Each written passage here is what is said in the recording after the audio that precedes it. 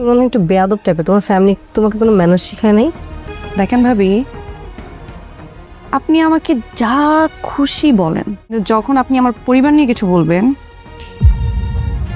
Mind it. আমার উপর রাগ করার অধিকার তোমার আছে। আমি শুধু এসেছিলাম তোমার চোখের জল মুছে দিতে। এটা আমাদের এই গল্প নাটকের ২৭ নম্বর পর্বটি আগের সব পর্বগুলোর রেকর্ড ভেঙে দিতে চলেছে। অর্থাৎ এই পর্বটি আগের পর্বগুলো থেকে অনেক অনেক বেশি ইন্টারেস্টিং। এই পর্বে এমন এমন বিষয় ঘটতে যাচ্ছে যেগুলো দেখলে আপনি অবাক হবেন। বন্ধুরা, এটা আমাদের এই গল্প নাটকের ২৭ নম্বর পর্বটি দেখার আগে চলুন এক নজরে দেখে আসি কি ঘটেছিল ২৬ নম্বর পর্বে।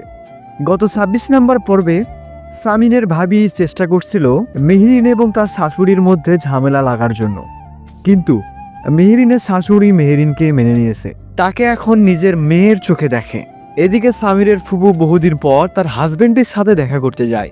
তার হাজবেন্ড তাকে ফিরিয়ে নিতে চায়, কিন্তু সামিরের বাবার কাছে এই বিষয়টি গোপন রাখে সামিরের ফুফু।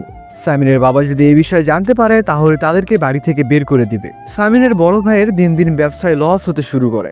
একদিকে সামিরের দিন ফিরে আসতেছে, অপরদিকে সামিরের বড় ভাইয়ের দিন দিন দিন নিভে যাচ্ছে।